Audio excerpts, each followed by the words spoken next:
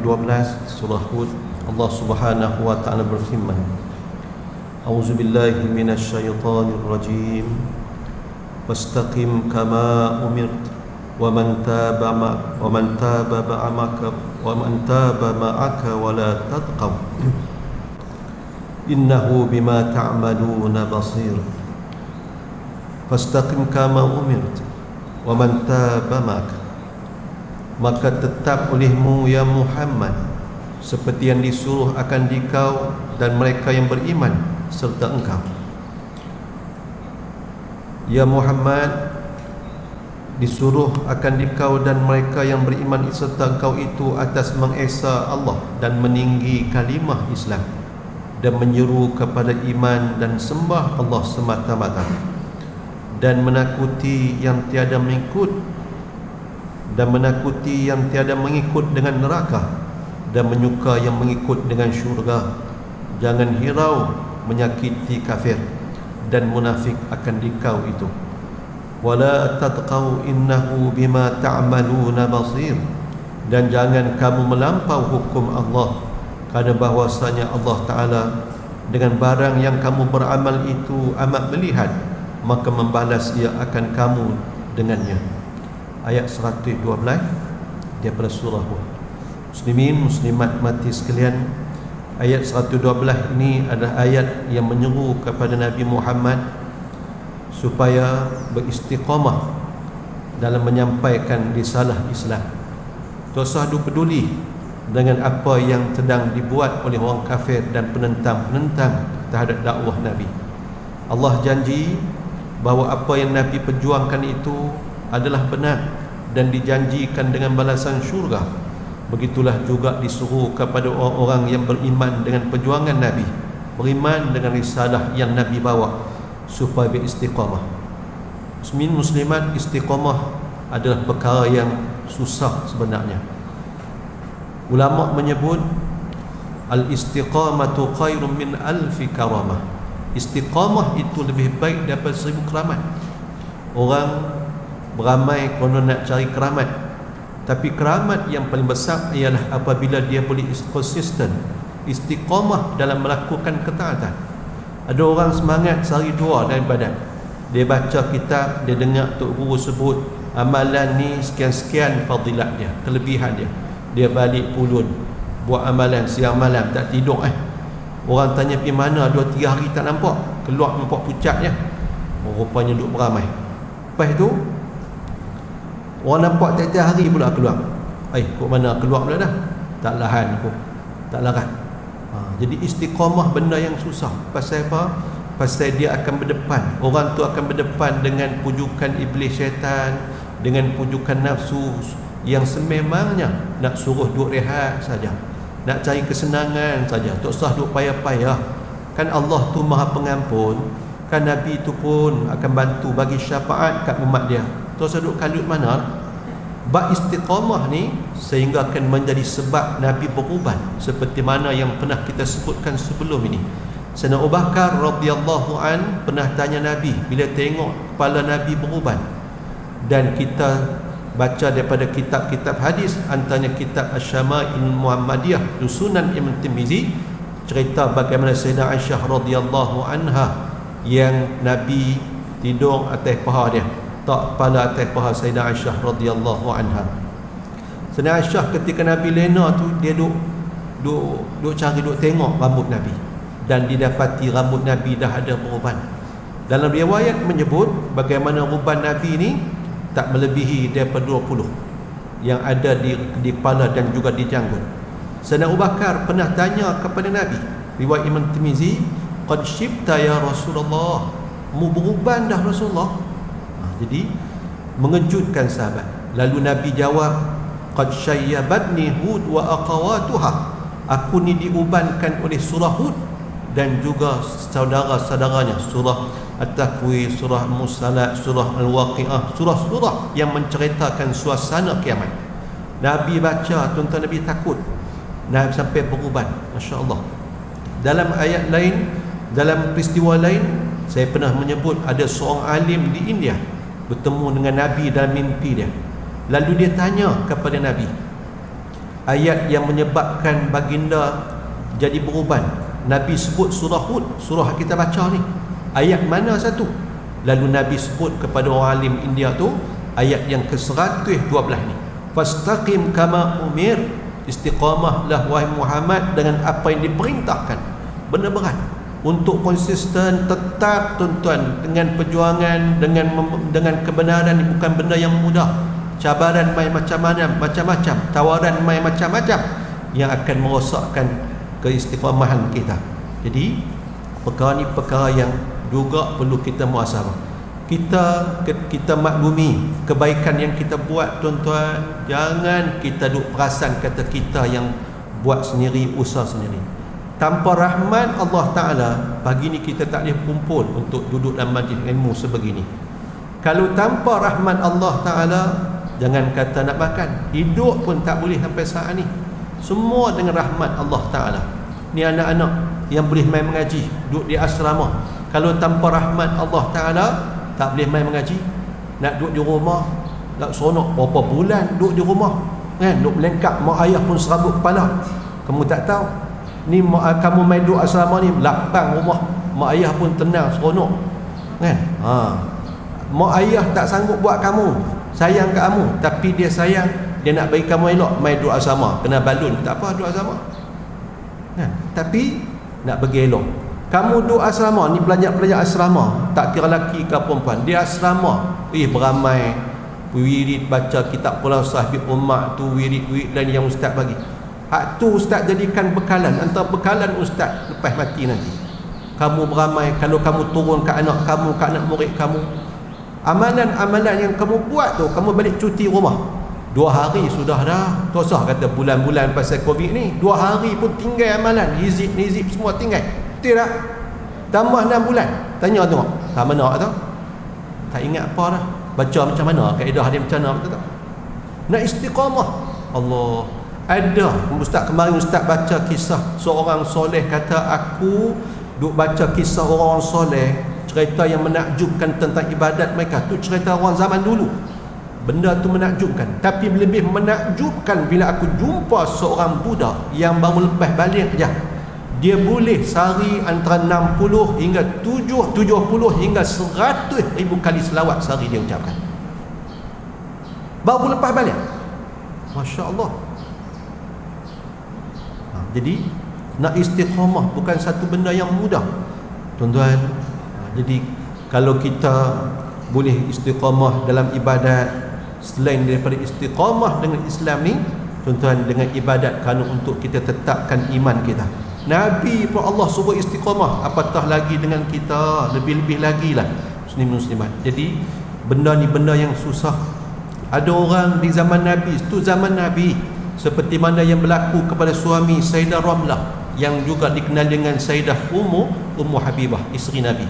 Sebelum Sayyidah Ramlah, anak Abu Sufyan, anak kepada Hindun, kahwin dengan Nabi, dia dengan suami dia hijrah pergi ke Habasyah. Mereka suami isteri masuk Islam.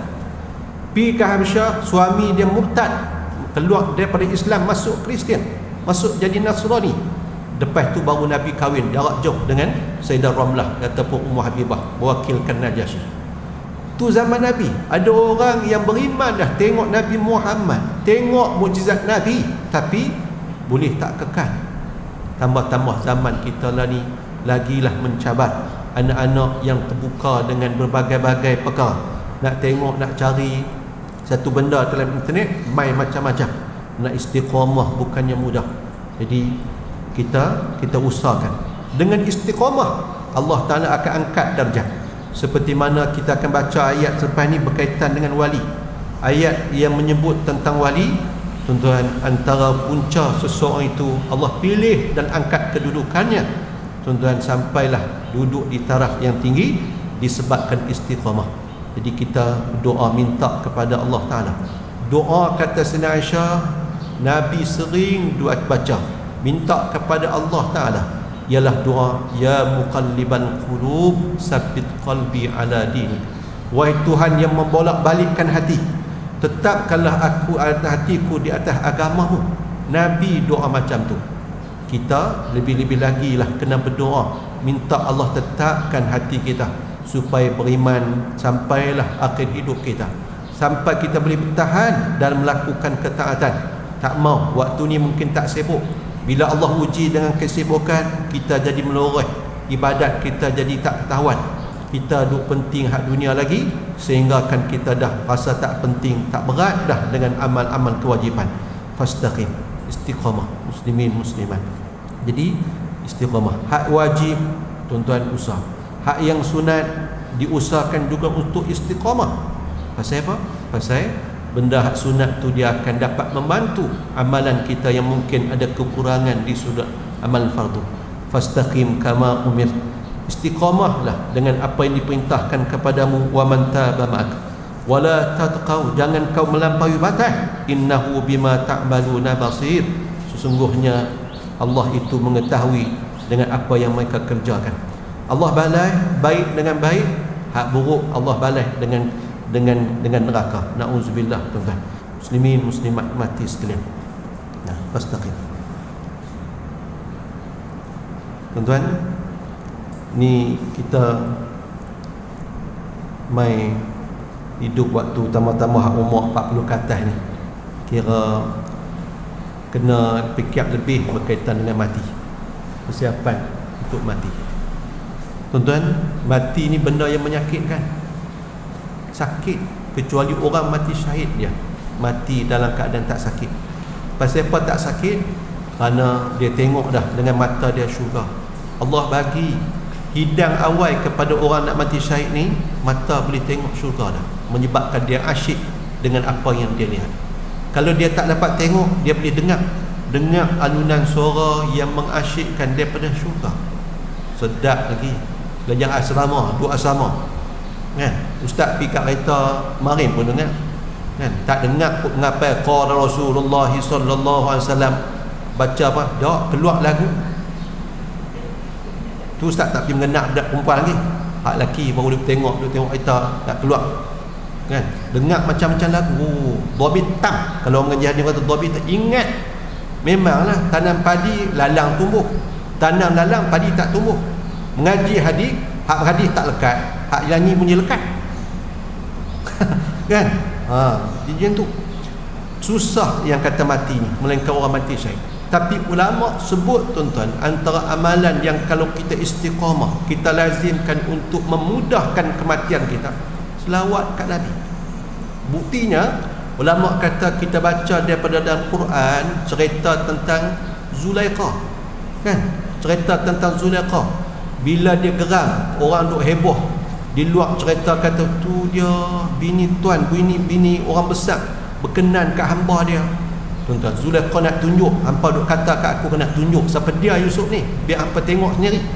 Dia panggil orang perempuan mai kena buat di kedok, duk potong apa? Potong, kita kata potong sayur, potong macam itulah. Dan suruh Nabi Yusuf lalu. Bila lalu ni hak orang perempuan hak mai duk potong-potong tu, terpotong jari, tiris jari ni tak terasa. Pasal apa? Tengok terpegun rupa Nabi Yusuf alaihissalam. Tu rupa yang 50% baru Allah bagi, 50% baru separuh kata Nabi. Berdasarkan hadis peristiwa Isra, Nabi jumpa Nabi Yusuf di langit ketiga. Nabi Muhammad kata Nabi Yusuf tu Allah bagi separuh kecantikan. 100% duduk kat Nabi Muhammad, tapi kecantikan Nabi Muhammad ni akan Allah buka nanti di akhirat. Semua orang akan tengok kecantikan Nabi yang sebenar. Tu separuh baru separuh kata Nabi kecantikan Nabi Yusuf. Tapi perempuan kawan Zulaikha tu terpotong jari, teriris jari ni tak terasa. Dia berkata ni bukan orang ni malaikat ni. Pasal segak terpegun dengan kecantikan Nabi Yusuf. Ulama kata siapa-siapa yang melazimi istiqamah dengan selawat kepada Nabi, bila dia nak mati nanti, Nabi akan mai ketika sakaratul maut. Orang Nasrani, orang Kristian tuan-tuan, Nabi Isa akan mai. Waktu tu dia akan menyesal. Dia nak buat pengakuan balik, tukar daripada kata anak Tuhan ataupun Tuhan, tak boleh dah. Nabi Muhammad akan mai ke orang yang rajin berselawat kepada baginda. Tuan-tuan, Nabi ni segak. Ulama kata bila seorang yang dalam sakaratul maut tengok rupa Nabi Muhammad, dia akan terasa rohnya dicabut keluar. Sedangkan roh tu nak keluar cukup menyakitkan. Tapi orang yang rajin selawat kat Nabi Muhammad, dia akan terpesona, terpegun dengan kecantikan Nabi Muhammad yang mai mengiringi roh dia untuk dikeluarkan. Tuan-tuan, jadi istiqamah dengan selawat kepada Nabi sallallahu alaihi wasallam. Nabi sebut man sarrahu an yalqallah wa huwa anhu radin falyuksir minas salati alayya. Siapa-siapa yang suka untuk menemui Allah dalam keadaan Allah redha kepadanya, maka perbanyakkanlah daripada selawat ke atasku, kata Nabi.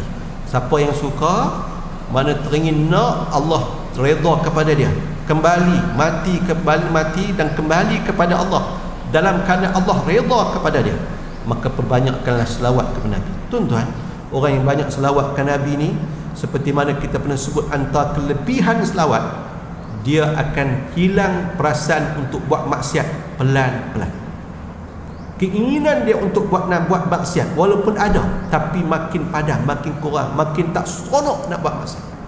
Waktu sebelum ni mungkin dia seronok tengok gambar tak ketahuan kah, buat benda tak elok, cakap merapu kah, hati luksot dan suzon dengan orang dan macam-macam benda hak buruk. Berkat dengan selawat, tuan-tuan, dia akan kurang. Ni pasal apa? Nabi jadi mursyid dia, direct Nabi jadi tok guru dia. Tapi orang tu mesti istiqamah dengan selawat. Nak cari kewajipan, nak cari kebaikan, tuan-tuan, antaranya pemudah dengan selawat kepada Nabi sallallahu alaihi wasallam. Terusnya ayat 113, Allah Taala berfirman, wala tarkanu ilal ladzina zalamu fatamassakumun nar wama lakum min dunillahi min awliya thumma la tunsarun. Wala tarkanu ilal ladzina zalamu fatamassakumun nar, dan jangan kamu cenderung kepada segala orang yang zalim atau kafir munafik dengan berkasih-kasih dan redha kerjaan mereka itu, maka kena akan kamu oleh api neraka hari kiamat. Wa ma lakum min dunillahi awliya, maka tiada bagi kamu daripada lain Allah Ta'ala itu wali yang memerintah dan memelihara kamu daripada azabnya. Summa la tunsarun, kemudian tiada tolong kamu jika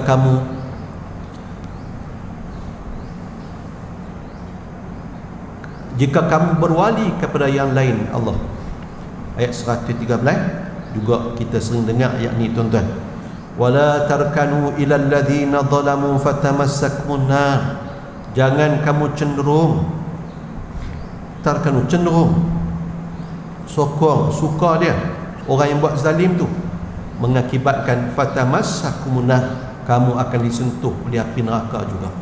Muslimin muslimat, kebenaran mesti diimani, dipercayai dan didokong. Tak boleh, tuan-tuan, keimanan tu percaya, lepas itu biar tanpa mendokongnya ataupun memperjuangkannya. Begitu juga dengan kemungkaran, kemaksiatan, kezaliman. Kita tolak kemaksiatan tu, tolak kemungkaran tu, tolak kezaliman tu, dan kita kena usaha untuk menghapuskannya. Kita baca hadis Nabi SAW. Nabi menyatakan, man ra'a minkum munkara falyughayyirhu bi yadihi. Siapa-siapa yang tengok benda mungkar, ubah dengan tangan dia, mana ada kuasa. Ni orang Melaka nak mengundi 20 bulan ni, guna tangan untuk mengubah.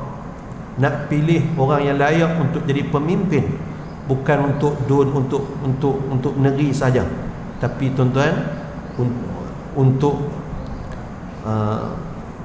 untuk semua peringkat kelima sekali. Nak cari pemimpin yang akan, kepimpinan yang akan dibawa sampai ke akhirat. Tuan-tuan, kita baca daripada Al-Quran banyak tentang dialog yang Allah sebut siap-siap, bagaimana pemimpin akan berlepas diri daripada rakyat. Rakyat duk agah, duk minta supaya tolong mereka. Pemimpin kata apa, kata sangat. Tuan-tuan, akan berkait antara satu sama lain. Nabi sebut tak mampu dengan tangan, fa in lam yastati' fa bilisani. Kalau tak mampu dengan tangan, maka dengan lidah. Kena bercakap, tuan-tuan, kena bercakap. Fa in lam yastati' fa bilisani wa in lam yastati' fa biqalbi. Kalau tak mampu dengan lisan, dengan bercakap, maka dengan hatinya. Wa dzalika adhaful iman, itu ada sebab selemah-lemah iman. Ulama kata selemah-lemah iman ni kena kata juga, walaupun dalam hati, bukan tengok memang tak suka, tapi tak ada rasa meluat, tak ada rasa Contoh, tengok orang perempuan tak tutup aurat, marah, geram pasal bukan bergeram tengok, dah geram, awak kain tak ada kalau ni. Zaman ni tak cukup kain ke apa? Tak ada tukang ke dia nak dek ni, tuan-tuan. Jadi dia duk kata hati, takat tu ada iman lagi, tuan-tuan, tapi lemah. Tapi kita, tuan-tuan, kalau bab iman ni lemah pun tak apa, kan? Hak lain, anak mengaji lemah buat kerja ke apa, tu tak boleh. Tapi iman tak. Jangan kata cenderung, jangan kata jadi orang zalim. Ayat ni, tuan-tuan, nak habang tak usah kata jadi orang zalim, cenderung, sokong ataupun setuju dengan orang buat kezaliman, fatamassakumun nar, kamu akan disentuh oleh api neraka. Jadi nak cari, tuan-tuan, kebenaran tu kena tengok Al-Quran, tengok hadis. Al-haqqu min rabbik, kebenaran daripada Tuhan. Baru tahu siapa orang zalim. Zalim, tuan-tuan, bukan makna bunuh orang saja, bukan kena katok orang saja, bukan tipu orang saja. Zalim ni ialah buat, meletakkan sesuatu yang bukan pada tempat dia, tak kena, tak patutnya, buat benda yang bercanggah dengan hak yang Allah Ta'ala tetapkan. Tu kezaliman. Kita pernah berkongsi berkaitan ayat ni, cerita tentang Imam Hasan Al-Basri. Ada kata cerita ni, cerita Imam Sufyan Al-Thawri, wallahu a'lam. Cerita tentang seorang tukang jahit yang dapat projek buat pakaian khalifah. Khalifah pula, tuan-tuan, zalim. Dia berjumpa dengan Imam Hasan Basri ataupun Imam Sufyan Al-Thawri, tanya, adakah saya termasuk dalam ayat ni, ayat 113 ni, wala tarkanu ilal ladzina zalamu fatamassakum nar, jangan kamu cenderung kepada orang yang buat zalim, kamu akan disentuh oleh neraka. Adakah saya orang yang cenderung kepada orang yang buat zalim? Pasal saya akan tolong buat pakaian untuk khalifah tu orang zalim. Imam Sufyan ataupun Imam Hasan Basri kata, mu tak termasuk, bukan termasuk orang yang cenderung. Orang yang cenderung ada orang yang jual kain kat kamu, orang yang jual benang kat kamu, orang yang jual jarum kat kamu untuk kamu buat baju khalifah. Kamu pula, kamu termasuk dalam kalangan orang yang buat zalim. Bukan cenderung dah, buat zalim. Pasal hampir buat baju untuk khalifah yang zalim. Sampai teratur, tuan-tuan. Jadi bahaya, tuan-tuan, cenderung. Tak boleh. Kita kena nyatakan pendirian. Kalau takat hati, tuan-tuan, kata tak setuju, kita boleh buat tindakan waktu ni. Mungkinlah kita ada peluang untuk kita bersuara. Kena bersuara. Suasana yang memaksa kita, tuan-tuan, terpaksa hanya tegur dengan hati, ada suasana yang mengakibatkan mungkin nyawa kita melayang. Tapi Nabi sebut jihad yang terbaik, afdalul jihad kalimatu haq, afdalul jihad kalimatu haqqin inda sultanin jair. Sebaik-baik jihad ialah bercakap benar depan khalifah, depan pemerintah yang zalim. Bukan senang nak jumpa pemerintah, nak jumpa tu pun ketat dah, tuan-tuan, takut dah. Tambah nak kata betul hak yang lagilah susah, tuan-tuan, lagi susah. Jadi cenderung pun jangan, tuan-tuan. Zalim Allah tak bagi, cenderung pun jangan, kerana akan disentuh, kerana kita akan jadi dikategorikan sebagai orang yang mendukung kezaliman itu. Bahaya. Kita dah amalan tak banyak, kita duk jaga diri kita daripada terlibat dengan benda-benda yang zalim. Tiba-tiba dalam masa kita tak buat sendiri, kita boleh pergi sokong ataupun pergi setuju dengan orang yang buat zalim. Kita bahaya. Na'udzubillah min zalim. Wa ma lakum min dunillahi awliya, dan bagi kamu tak ada wali, iaitu yang jadi pemerintah yang memelihara selain daripada Allah. Wali ni maksudnya, tuan-tuan, orang yang menjaga kita, orang yang pelihara kita, orang yang dekat dengan kita, tu wali macam ayah tu ataupun tok wan dengan anak, dengan cucu. Wali mujbir nak kahwin, mana orang dekat. Ayah jadi wali, anak dia nak menikah, anak perempuan dia nikah, mana orang dekat, orang yang memelihara, orang yang jaga anak perempuan dia tu. Wali pemerintah, tuan-tuan, penguasa disebut juga sebagai wali. Dia jaga kemaslahatan rakyat dia, dan juga dia kena bertanggungjawab untuk halang daripada kemudaratan tertimpa kepada rakyat dia. Wali, tuan-tuan, wali ni mana orang dekat, orang yang jaga, orang ada kuasa. Dan satu lagi, tuan-tuan, orang sebut wali Allah. Awliya Allah iaitu orang yang dekat tuan-tuan dengan Allah dengan sebab ketaatan mereka. Selalu bila orang sebut wali ni kita akan terbayang, oh ada keramat kau tu, jalan atas air. Contoh jalan tengah hujan tak basah kan, dia boleh berjalan dengan cepat pi. Kita bayang tu wali. Macam-macam. Wali ni kalau istilah kita yang kita mudah faham selalunya ialah orang yang dekat dengan Allah Taala. Betul tuan-tuan. Kan bab wali ni memang ada dalam ayat Al-Quran. Bukti kata wali ada dan keramat ada tuan-tuan. Selalunya wali ni Allah bagi karamah, kemuliaan. Keramat tu maksud mulia. Bukti tak mana cerita kata wali dan cerita kata keramat. Antaranya ulama buat contoh sebagai hujah adalah kisah Sayyidah Maryam ketika dia masih lagi budak remaja. Duk beriktikaf, duk berkalwat tuan-tuan, ketika dijaga oleh pak belakang dia Nabi Zakaria. Yang Nabi Zakaria bila masuk tuan-tuan, Nabi Zakaria, Sayyidah Maryam ni anak saudara kepada isteri Nabi Zakaria. Nabi Zakaria masuk lepas waktu kecil tu buat pertandingan nak pilih siapa yang berhak jaga Sayyidah Maryam ni. Tuan-tuan, Sayyidah Maryam ni yang mak dia train dapat anak lelaki, tengok perempuan. Jadi Nabi Zakaria masuk bilik kalwat Sayyidah Maryam, tengok ada buah di luar daripada musim tu. Contohlah kata lah ni, kalau kita ni contoh tuan-tuan, lah ni musim durian. Lah ni bukan musim durian. Durian musim durian api dah. Tiba-tiba orang tengok rumah kita ada durian. Ada buah ni, ni buah ni bukan ada di Malaysia. Ni buah ni bukan musim lah ni. Macam tu berlaku kat Sayyidah Maryam. Nabi Zakaria tuan-tuan dia tengok kemuliaan yang Allah bagi kepada anak saudara tu walaupun masih lagi kecil, tapi kemuliaan tu ada, menyebabkan Nabi Zakaria tuan-tuan bersemangat minta doa cukup lama untuk dikurniakan zuriat oleh Allah Subhanahu Wa Taala. Tuan-tuan, wali ada dalam kalangan kita, tapi adakah tuan-tuan kita wajib beriman? Kalau tak percaya kata ada wali jatuh iman? Tak tuan-tuan. Ni istilah yang kita gunakan untuk orang yang dekat dengan Allah Ta'ala. Dan percaya kepada keramat, kalau tak percaya dia tak pun tak ada menjadi masalah. Masalah tuan-tuan ialah berkaitan dengan orang yang jadi wali ataupun tak jadi wali. Ramai tuan-tuan orang yang dakwa kata dia wali, dia perasan dia wali. Kan perasan kata dia wali. Kalau seorang lelaki yang bergelar ayah, dia kata aku insya-Allah dalam 3-4 tahun lagi akan jadi wali. Oi, kok mana hang sembahyang ratus rakaat sehari, puasa tiap hari kan macam mana? Zikir banyak mana? Dah anak aku nanti nak nikah, anak perempuan tu aku jadi wali. Oh tu wali mujbir. Kan? Tak sembahyang pun ada ke, tapi jadi wali, istighfar depan tu qadhi ataupun tu imam, kan boleh jadi wali. Ni wali hak dekat dengan Allah Taala. Tuan-tuan, wali ni ada yang tak tahu kata dia wali, ada yang tahu kata dia wali. Dia tahu tu macam mana? Dia tahu sendiri melalui ilham yang Allah bagi, ataupun dibagi tahu oleh wali lain yang sama level ataupun tinggi daripada dia. Wali ni atas sekali, wali kutub seorang, satu masa seorang je ketua wali-wali ni, wali kutub. Wallahualam, lah ni tak tahu siapa. Ada orang kata ada sekian-sekian, Habib sekian jadi wali dan ketua wali. Wallahualam.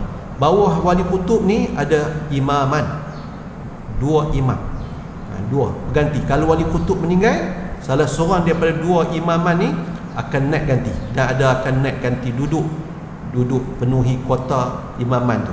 Bawah imaman ni ada nujabah, bawah tu ada autad, ada badai apa semua, banyak, ada disebut rijal urib dan sebagainya. Tuan-tuan, nama-nama ni disebutkan oleh ulama-ulama sufi. Tak ada tuan-tuan dalam hadis yang kita temui hanyalah cerita badan, wali badan yang Nabi sebut ada di Syam 40 orang. Ada hadis yang menyebut tuan-tuan 32 orang. Jadi wali-wali ni ulama kata tuan-tuan ada, cumanya nak jumpa wali lebih susah daripada jumpa Nabi, kata ulama. Nabi tuan-tuan kita kenal, kalau jumpa dalam mimpi kita akan kenal tu Nabi. Kalau walaupun Nabi tak abang, aku Nabi, tak abang, iman hati kita kata Nabi tu. Pasal Nabi sebut fa inna syaitan la yatamassalu bih, syaitan tak boleh menyerupaiku. Tapi nak jumpa wali, payah, ulama kata lebih payah daripada jumpa Nabi. Pasal apa? Mereka bukan nak dedah, nak jenis orang. Kalau orang tu dakwa kata dia wali, oh tuan-tuan, tu bukan wali. Pasal orang mereka ni adalah orang yang tuan-tuan, mereka tak mau dikenali orang. Kalau kenal, tuan-tuan tengok kalau orang kenal tok guru tu, orang kenal kau tu ada kelebihan, oh tiap-tiap hari beratok orang nak pergi jumpa dia, nak minta ayat. Betul, dia nak jadi macam mana dengan ibadat dia?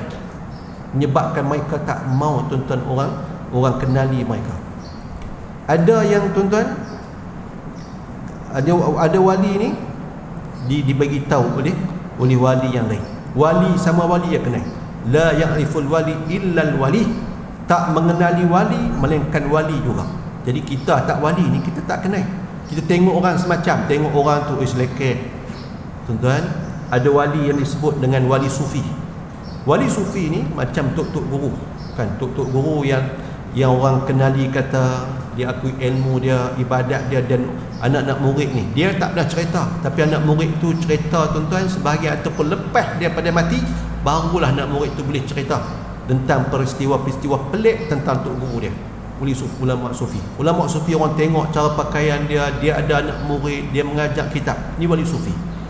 Karakter dia macam orang sufi. Ada yang disebut wali majzub. Wali majzub ni maksudnya yang ditarik. Tuan-tuan, Allah tarik dunia daripada dia. Dia jadi asyik dengan Allah Ta'ala. Orang tengok macam tak apa nak betul pun tengok dia, kan? Tak pakai baju. Ni wali majzub. Lah ni orang mudah-mudah dia, tuan-tuan, gelaran kat seorang tu wali majzub. Tuan-tuan, orang tengok wali majzub di Indonesia ni ada berapa orang jenis orang tengok tapi diakui, tuan-tuan, tentang kewalian mereka. Ada disebut dengan wali malamatiyah. Ulama sebut wali malamatiyah ni, tuan-tuan, dia menyembunyikan kewalian dia dengan menzahirkan benda-benda yang orang kata orang gila duduk peduli dengan dia. Dia pakai seluar pendek, dia nak bagi orang tak peduli dengan dia. Contoh, tuan-tuan, ulama buat contoh tentang Nabi Khidir alaihissalam. Nabi Khidir ni, kalau Imam Nawawi dan majoriti ulama kata dia Nabi. Ada sebahagian kata Nabi Khidir ni wali. Majoriti ulama menyatakan, ulama tasawuf menyatakan Nabi Khidir ni masih hidup sampai sekarang. Tapi ulama-ulama lain menyatakan telah pun meninggal dunia. Dia ada khilaf dia. Kalau ulama-ulama sufi, mereka kata Nabi Khidir ni masih hidup. Tuan-tuan, Nabi Khidir buat apa? Kita baca dalam suratul Kahfi, Nabi Khidir buat apa? 3 benda dia buat. Benda yang bercanggah, tuan-tuan, dengan kebiasaan manusia. Dia perosak kapal, dia bunuh budak. Apa itu?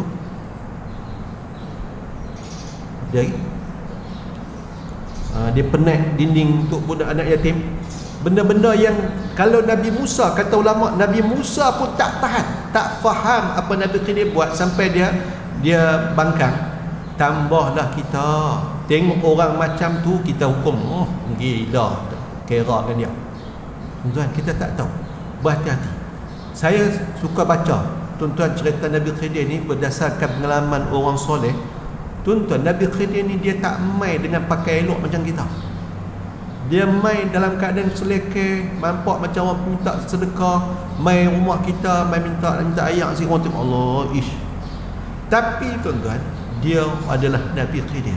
Nak tahu macam mana Nabi Khidir? Orang salam dengan dia tak rasa tulang, tangan tak rasa tulang. Kalau dia duduk tak mana-mana, hijau. Pasal apa? Khidir tu makna warna dia, makna hijau. Khidir ni makna hijau.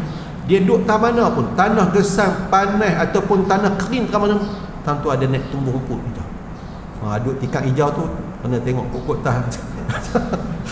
Duduk atas tikar hijau tu. Jadi tu maksudnya. Nama Nabi Khidir betulnya Balia bin Malkan. Wallahu a'lam, tuan-tuan. Jadi ramai bila baca cerita tok-tok wali ni, mereka, tuan-tuan, menemui dengan Nabi Khidir. Ada, tuan-tuan, jadi macam kita sebut, ada jadi wali tak sedap dia jadi wali. Cerita, antara cerita yang masyhur, ada seorang lelaki, tuan-tuan, dia tak tahan dah duduk di rumah, duduk kena beletiak dengan bini dia, tak tahan. Akhirnya dia buat keputusan nak pergi duduk di satu gua. Dia pergi masuk gua, tengok ada 2 orang lagi. 2 orang tu, tuan-tuan, duduk kalwat, duduk zikir di gua tu. Jadi 3. Depa ni bila time makan, hak dua ni kata apa ni, kita giliak-giliak untuk cari makan. Tak apa. Hak pertama, tuan-tuan, hak pertama dengan kedua ni, depa rupanya depa berdoa, minta ya Allah, kurniakanlah makanan kepada kami ya Allah, berkat fulan bin fulan, hamba-Mu yang soleh. Tapi depa tak abang. Hak pertama tak abang, hak kedua, hak kedua tak abang, hak baru hak ketiga ni. Hak kedua pun macam tu juga, rupanya dia berdoa minta dengan keberkatan hamba Allah yang soleh wali tu, mereka diberikan rezeki dengan makanan. Mai hak ketiga tuan-tuan, hak ketiga baru masuk ni, hak lari daripada rumah dia pasal tak tahan kena beletiak dengan bini. Dia berdoa, ya Allah, Mu turunkanlah makanan untuk kami berkat dengan apa yang didoakan oleh dua orang sahabat aku ni. Tengok turun tuan-tuan, makanan jenuh daripada hak yang pertama, hak kedua. Banyak peristiwa tu banyak hari tuan-tuan. Lepas dua orang ni heran, Mu doa macam mana ni kan, sampai macam ni punya rezeki Allah bagi ni. Dia kata tak ada apa, saya berdoa minta guna doa yang kalian berdua lah doa, saya tumpang je. Saya guna minta supaya Allah turunkan rezeki dengan doa yang hampa berdua kita. Dua orang lelaki kita, kami ni berdoa, kami sebut nama seorang wali. Siapa dia tu? Nama wali apa? Tuan-tuan, dua lelaki ni rupanya berdoa sama. Orang yang mereka sebut dalam doa pun sama. Mereka tawassul dengan hamba Allah yang kata wali tu, minta ke Allah tu, Allah tunai. Lelaki tu nama sekian. Lelaki tu nama sekian, fulan bin fulan. Dengan dia pasal apa? Dia wali besar. Wali besar. Orang hak nama hangpa sebut tu, akulah. Akulah. Macam mana aku jadi wali? Tuan-tuan, rupa-rupanya dia tak sedar kesabaran dia melayan khainah isteri dia tu, Allah angkat maqam dia. Jadi hak orang lelaki sabar-sabar lah. Kan? Ataupun jangan pula orang perempuan selesai balik rumah buat pasal macam tak pernah buat kelaku, balik-balik buat kelaku. Bini lelaki dia kata, awak ni dak, saya target abang jadi wali dengan saya. Tu dia, jangan kan, lagi jadi lain rumah tangga. Dia tak tahu rupa-rupanya dia jadi wali tu dengan sebab kesabaran hadapi khainah isteri. Dia balik terus ke rumah isteri dia, balik terus, dan bertekad untuk sabar isteri nak buat apa, buatlah, nak kata apa, katalah. Rupa-rupanya kesabaran tu Allah nilai. Saya pernah kongsi dengan tuan-tuan muslim-muslimat cerita Imam Ahmad Ar-Rifai, pengasas tarikat Ar-Rifai atau tarikat yang besar di dunia ni. Imam Ahmad Rifai ni, kalau kuliah mingguan dia puluh ribu orang mai. Yang hebatnya, sebahagian yang mai tu antaranya ialah orang pekak. Mai semata-mata bila mereka duduk dalam majlis Imam Ahmad Rifai kuliah dia, mereka dapat dengar suara dia. Boleh dengar nikmat pendengaran tu mereka akan rasa bila duduk dalam majlis Imam Ahmad Rifai. Habis tutup wassalam majlis Imam Ahmad Rifai, pekak balik. Tu keramat dia. Imam Ahmad Rifai ni tuan-tuan, kalau ada isteri, anak-anak murid kata, Tok Guru, Syekh, kami kesian kat Syekh, tak tahan tengok isteri Syekh buat macam-macam kat Syekh. Syekh duk tahan lagi. Lah ni kami sepakat anak-anak murid ni, kami himpun duit dah, Syekh cerai buang isteri tu, ni duit kami sedia, Syekh kahwin cari isteri lain yang lebih baik. Cik Imam Ahmad Rifai kata, empat tahu dah, aku boleh sampai ke maqam ni dengan sebab isteri aku tu. Aku sabar dengan khainah dia, Allah angkat maqam. Oh tu kan dalam kitab sebut, dalam kitab Imam Ayyub pun ada cerita adik pergi ziarah abang. Bila pergi ziarah abang, dia tak pernah jumpa kat ipar dia. Bila sampai abang tak ada, tanya macam mana? Abang hang tak terpakai. Orang macam tu lah. Kok ni kata macam-macam. Kak ipar ni cerita kata apa abang dia tak terpakai, laki tak guna macam-macam lah, sebab tak kena, tak semua korang. Bila dia kata akan salam kat abang, saya nak kena balik ni. Bila elok dia jalan tak jauh dia pada rumah abang dia balik tuan-tuan, balik cari kayu api. Kayu api tu dibawa oleh rimau ataupun singa. Hak bawa kayu api tu datang buah singa atau rimau. Terkejut dia, tengok, oi, kan nak ke bang kan membelah datang. Tak apa, duduk lepas tu dia mai ziarah pula. Mai tengok bini lain. Kak ipak baru. Tanya macam mana itu, alhamdulillah elok apa semua. Abang mana? Abang pergi cari kayu api pun semua. Tak apa, kisah dengan dia, saya tak boleh tunggu. Dia pun elok nak balik, selisih dengan abang dia. Tengok kali ni abang dia tanggung kayu api sini, peluh cerau. Abang pasal apa jadi macam ni pula? Saya tu rimau singa tolong tanggung kayu api, ni abang pula kena tanggung api. Dia kata, itu ni Allah ganti kat aku. Pasal kau hang garang sangat, Allah bagi menatang buah jinak dengan aku. Lah ni kau hang baru baik, Allah tarik balik nikmat menatang buah jinak tu. Tuan-tuan, jadi wali-wali ni ada, tuan-tuan, cuma kita tak kenal, tak tahu siapa. Tuan-tuan, wali ni susah. Saya ada anak murid kepada Kiai Kiai Muhammad Zaini Abdul Qani Sekumpul. Orang kenali dengan guru Sekumpul. Di Sekumpul di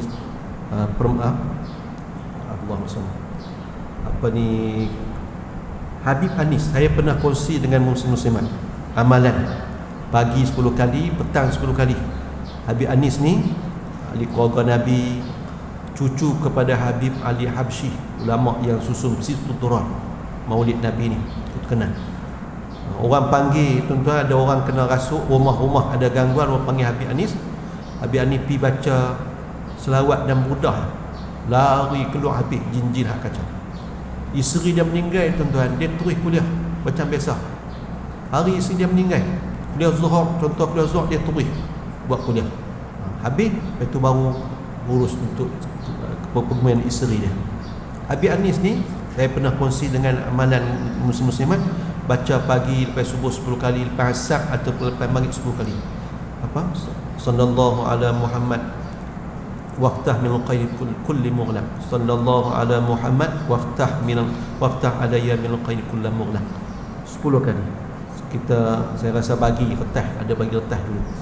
Habib Anis ni dia pergi ziarah tengok Habib Abdul Qadir As-Sagaf.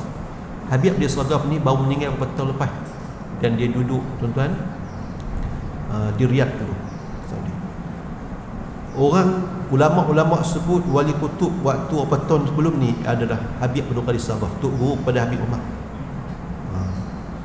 Yang saya pernah sebut sebelum ni, cerita Habib Abdul Qadir As-Sagaf ni, bila dia pi ziarah, anak murid panggil pi rumah dia buat kenduri, dia pi, anak murid tu hantar balik ke kereta Rai. Tok guru naik, Habib Abdul Qadir ni naik atas kereta, anak murid ni tolong tutup pintu. Kereta pun jalan.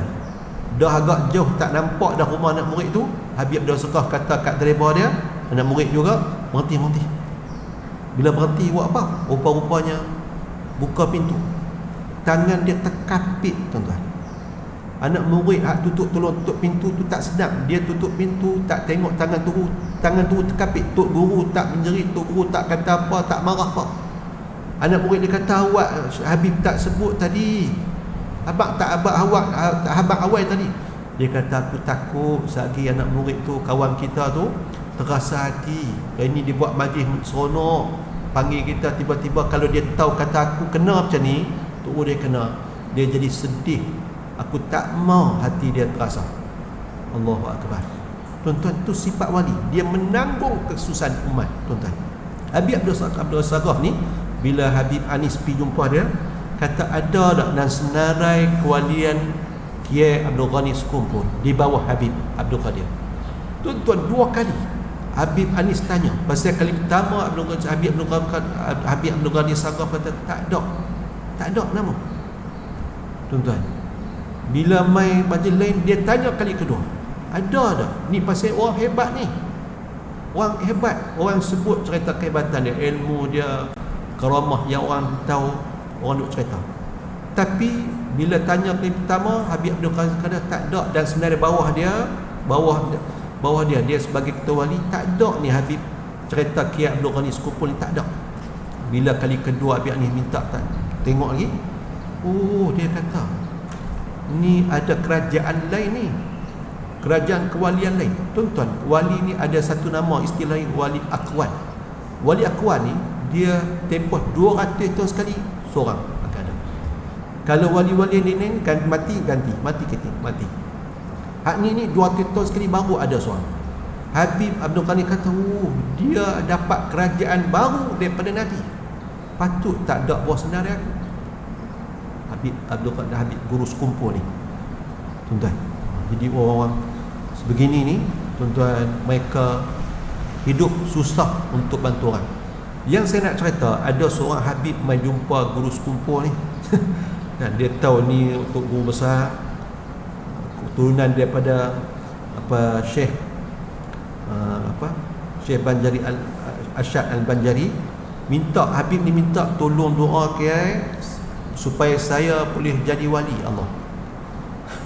Minta jadi wali. Kiai Abdul Ghani kata, hang sanggup ke? Jadi wali ni susah, tak senang ke? Dok, saya sanggup, asalkan saya jadi wali. Bila minta berkali-kali untuk doakan dia jadi wali, Kiai Abdul Ghani sekumpul yang angkat tangan doa tu. Dan wali-wali, orang wali-wali ni Allah makbul. Habib ni balik rumah, dia kata, okey dah doa mau jadi wali. Elok Habib ni balik sampai rumah, tuan-tuan, tengok anak bini dia sakit habis. Dia kelang kelibut duk urus anak bini tu, sampai tuan-tuan dia tak tarah, dia telefon balik kepada Habib Kiai Abdul Ghani sekumpul. Habib, Kiai, saya tak mau dah jadi wali. Saya tak mau dah jadi. Tak doa, tarik balik. Tadi mu nak sangat. Dok, saya tak mau. Rupa ujian baru kena kat anak bini dia. Tuan-tuan, orang jadi wali ni, dia menanggung, tuan-tuan. Kalau kita baca, tapi ada orang tak tahu, dia menanggung, tuan-tuan, kesakitan yang patut kena kat umat Islam, mereka tanggung. Dia ada kerajaan dia. Wali ni bukan manusia, jin pun ada. Dia ada mesyuarat dia, tempat besar sekali di Mekah, taman tempat mesyuarat.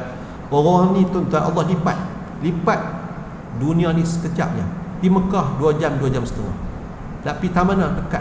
Dia boleh jegai mata, tuan-tuan, dia boleh jegai mata tengok anak murid dia lena. Waktu ni patut zikir, dia tengok, dia perjok, duk lena. Tapi orang yang jadi tok guru ni, dia tak tegur, tuan-tuan, sehingga menjatuhkan muka anak murid tu. Jadi tuan-tuan, kalau orang tanya saya, tanya tuan-tuan, nak jadi wali tak? Tak sah. Tak sah. Pasal apa? Berat di segi nak jaga amalan istiqamah. Nak jadi wali ni bukan payah, tapi nak jaga, pasal dia boleh jatuh, tuan-tuan. Walian ni, kalau selalunya orang jadi wali ni yang paling mudah bila keturunan dia jadi wali. Ada keturunan dia jadi wali. Dan kadang-kadang kewalian tu diwarisi, tapi anak tu tak layak lagi, umur kecil. Contoh Wali Kutub Habib Abu Bakar bin Muhammad Krisi, tuan-tuan, umur sampai 91, pasal dia minta doa supaya dia hidup sama dengan umur Imam Abdul Qadir Jalani. Tuan-tuan, bila seorang wali tu dia nak serah, dia kata anak dia nanti akan jadi wali, cuma proses tu akan ambil masa. Maka kewalian tu diserahkan kepada seorang wali yang lebih tinggi, tolong jaga, nanti serah kepada anak dia ataupun anak cucu yang lain. Tuan-tuan, nak jadi wali, tuan-tuan, hadis kursi sebut, Allah Ta'ala sebut, seperti Nabi menyatakan, Allah Ta'ala sebut, la yadhalu abdi yataqarrabu ilayya bin nawafil hatta uhibah. Seseorang hamba tu mendekatkan dirinya kepadaku dengan amalan sunat, sehinggalah aku kasih kat dia, sayang kat dia. Masa tu, tuan-tuan, pendengaran dia, percakapan dia, penglihatan dia, kaki tangan dia berserta dengan Allah Ta'ala. Tapi masalahnya, kita semayang fardu pun kita tak khusyuk. Buat ikut dan tengah ataupun hujung waktu, tak ada rasa apa. Orang yang jaga amalan hak wajib, dia buat betul-betul, jaga betul-betul kualiti semayang, sunat ni dah jadi wajib bagi dia. Nak dapat kasih sayang dan selamat ialah dengan amalan sunat ditambah. Tu kalau kita pelik bila dengar orang nu semayang ratus-ratus rakaat, Imam Abu Hanifah 300 rakaat, ada yang semayang. Tuan-tuan, kita duduk di alam kita ni dengan sebab dengan keadaan kita terikat dengan masa. Alam tu tak terikat dengan masa. Tuan-tuan, kita baca cerita Tok Kenali, anak murid jenuh lari, dia berjalan biasa kan, cerita Tok Wali tu antara Tok Kenali jalan biasa, anak murid peluh cerah nak ligan bagi semak ni jalan belakang dia. Pasal apa? Depa berjalan tu Allah lipat, tuan-tuan, dekatkan perjalanan. Tok Kenali, kita Jepun masuk tanah Melayu kita 1942, 6 tahun. Kalau 6 tahun, tuan-tuan, mana tahun 1936. Tuan-tuan, Tok Kenali sebut sebelum dia meninggal dunia, dia kata Jepun akan masuk tanah Melayu. Tahun 42 masuk semua. Tok Kenali sebut, habaq kat orang Kelantan, jaga-jaga nanti ada musibah besar. Tuan-tuan, tahun 1926 berlaku bah merah besar sungguh di Kelantan dulu. Dia habaq dah dikenali bah merah. Macam-macam. Tok Kenali tengok orang tuan-tuan duk berjala, dia pergi main berjala, tepuk-tepuk. Tuan-tuan, orang tu jala tak larat balik kan. Dia tahu anak murid dia macam mana, macam-macam muslim-muslim. Jadi orang dekat dengan Allah ni tidak ada istilah mustahil bagi Allah Ta'ala untuk mengurniakan apa yang menjadi sesuatu yang memudahkan kehidupan mereka. Tapi mereka tuan-tuan bukan nak tunjuk, nak zahirkan apa yang Allah anugerahkan, kerana boleh jadi fitnah. Tapi nak cerita orang yang dekat dengan Allah Ta'ala ni, mereka dalam jagaan Allah Ta'ala. Maksiat tuan-tuan, Allah jaga mereka, jangan terlibat. Kita nak, macam kita duk sebutlah sebelum ni, kita usaha untuk ikhlas. Kalau dapat ikhlas pun kita baru duduk di peringkat mukhlisin. Duk kena usaha untuk jadikan orang ikhlas.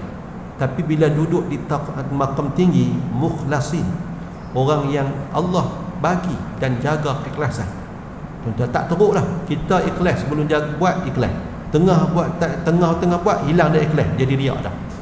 Lepas habis buat tu jadi macam-macam. Tapi orang mukhlasin ni terjaga, terpelihara diri mereka. Dalam hatinya hanya ada Allah dengan Nabi. Mereka ibadat tuan-tuan bukan nak syurga, bukan takut ke neraka. Pasal apa? Alasan satu je. Syurga tu makhluk, neraka tu makhluk. Kami buat ibadat bukan cari makhluk, kami cari Khaliq, pencipta makhluk. Kita label kita orang awam, nak pahala syurga tak mau neraka. Biasa, tak nak salah apa, tapi sesuai dengan label kita. Tapi label tinggi tu tak, kami bukan tak mau neraka, bukan nak ke syurga. Pasal dua-dua tu makhluk Allah, jadi kami nak Khaliq yang menjadikan syurga neraka tu. Itu dia beza tuan-tuan di sudut kualiti dan kuantiti ibadat orang-orang yang terpilih di sisi Allah Ta'ala. InsyaAllah minggu depan kita akan bersama dengan Fadil Ustaz Abdul Halim Nasir, kalau izinkan, dan juga Ustaz Asyik Awam. Pagi ni patutnya saat gini kita akan bersama dengan Ustaz Abdullah Din, tapi Ustaz Abdullah Din kena pakai gelang pink pula dah. Keronting juga. Jadi kita dapat makluman ni agak lewat, jadi kita minta tolong Ustaz Abul. Ustaz Abul mudah, abang tengah malam pun okey dia tak kerti nak tolak. Jadi minggu lepas dia kongsi, katanya amalan beliau hari ini mungkin ada amalan yang kot yang boleh dikongsi, insyaAllah. Sekali itu kuliah kita pada pagi ini, dan marilah sama-sama kita akhiri dengan sedikit doa dan selatu dengan tasbih kafarah dan suratul Asr. Bismillahirrahmanirrahim. Wassalatu wassalamu ala Rasulillah wa ala alihi wa sahbihi wa man wala. Rabbana zidna ilma wasi' fi rizqina wa barik lana fima razaqtana. Allahumma innaka 'afuwun karim tuhibbul 'afwa fa'fu 'anna. Allahumma inna na'udzu bika minal barasi wal junun wal juzam wa sil asqam. Allahumma habibna ila habibika Muhammadin sallallahu alaihi wasallam. Rabbana atina fid dunya hasanah wa fil akhirati hasanah wa qina azaban nar. Wa sallallahu ala sayyidina Muhammad wa ala alihi wa sahbihi ajma'in. Walhamdulillahi rabbil alamin. Bismillahirrahmanirrahim. Wallahu a'lam. Assalamualaikum warahmatullahi wabarakatuh.